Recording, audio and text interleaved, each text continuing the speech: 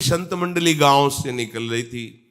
पूछा, यहाँ कोई श्रद्धावान है? आज हम रात में रुकना चाहते हैं, कोई मंदिर, कोई बगीचा, देवालय जहां अपने ठाकुर को विराजमान करके रात भर शयन कराएं, सुबह चले जाएंगे। तो उन्होंने उपहास करने के लिए एक वैश्या का बगीचा था, वो बताया, हाँ बहुत बढ़िया पवित्र स्थान है, वहां जाओ। वो उसका छोटा बगीचा था, बड़ा सुंदर सजा हुआ था। उसके मित्र जन आते, ऐसा हास्य विनोद हुए। वो कहे बहुत सुंदर बगीचा देगा, ठाकुर जी विराजमान किए। तो 10-12 संत से फिर कीर्तन की ध्वनि गूंजी। वैश्या ने महल बना हुआ तो वहां से देखा, अरे मुझ नीच के बगीचे में कीर्तन की ध्वनि। तो वहां खिड़की से देखा तो सब संत महात्मा नाच पड़े। हृदय उसका नाच पड़ा कि मुझ नीच आचरण करने वाली को ऐसा सौभाग्य मिल सकता है।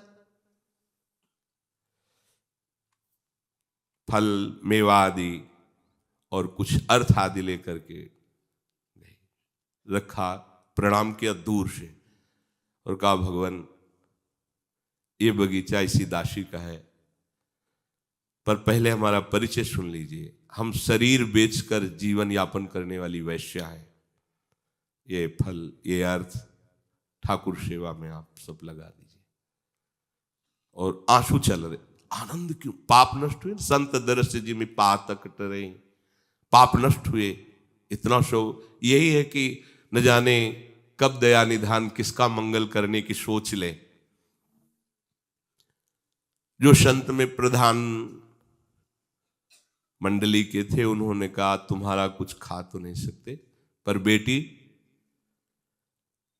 तुम्हारा परम मंगल का अवसर आ गया, क्योंकि हमारे ठाकुर तुम्हारे बगीचे में विराजमान हो गए और तुम भाव से ठाकुर जी के सामने लाए हो।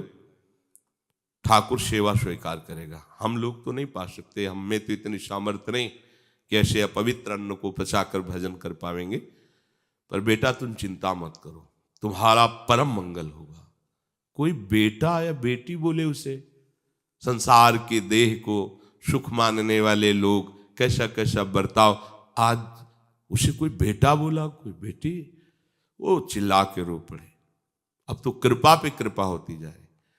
बोले ये भी धन उठाओ और जो तुम्हारे पास धन है उसको बेचो और ठाकुर जी के लिए एक मुकुट बनाओ हीरो से जटित, और रंगनाथ जी को पहनाओ, ठाकुर जी को। तो उनका प्रभु वो स्वीकार करेंगे। हाँ, हम प्रार्थना करेंगे। ये देखो, हम प्रार्थना करेंगे प्रभु से भी और निज सेवकों से भी। ठाकुर जी के साक्षात भाल पर तुम्हारी ये सब संपत्ति लग जाएगी, निहाल हो जाओगी। और आज से बेटा अब ऐसा आचरण मत करना का शपथ लेती हूं। आज बंद देह व्यापार, बड़ी उमगन, सब बेच करके साथ। भगवान कैसे लीला विहारी है, इस दरबार में किसी का भी अपमान नहीं होता, कोई कैसा भी हो। वहां कुछ वार्ताएं हुई कि वो आचार्य कोटि के महापुरुष थे कि वैश्या, तो वैश्या भगवान की नहीं है। भगवान के तो सब जन हैं। भगवान ने आदेश किया, आप इस सुदुराचारो भजते मामनन निभाग, आपको मुकुट धारण करवाना होगा ठाकुर जी को। वो लाएगी आप ठाकुर जी। हाँ ठीक है। मुकुट तैयार हो गया। संत सभा के सामने मुकुट लेकर थाल में, नजदीक पहुंचने ही वाली थी, कदम रोक दिया। क्या हुआ बेटा? बोले प्रभु दुर्भाग्य साथ नहीं दे रहा। नहीं, क्या हुआ क्या? बोले मासिक धर्म से युक्त हो गई। वैश्या ऊपर से मासिक धर्म से युक्त, हाथ में मुकुट है, वो एकदम भगवद आवेश में होगा। तू आगे बढ़। तो जो सेवक जन थे उन्होंने विरोध किया, नहीं धर्म के विरुद्ध है। तो उनका धर्म के विरुद्ध अगर है तो प्रमाण देंगे ठाकुर जी। अगर धर्म युक्त है तो ग्रीवा झुक जाएगी सरकार की और ये मुकुट पहनाएगी अपने हाथ से, और धर्म विरुद्ध है तो ग्रीवा नहीं झुकेगी। सब ने देखा कि श्री विग्रह की ग्रीवा झुक गई और उसने स्वयं मुकुट धारण कराया। ये ऐसा करुणामय दर्शाव, सिद्धांत एक तरफ, भगवत प्रेमी महात्माओं का संकल्प एक तरफ।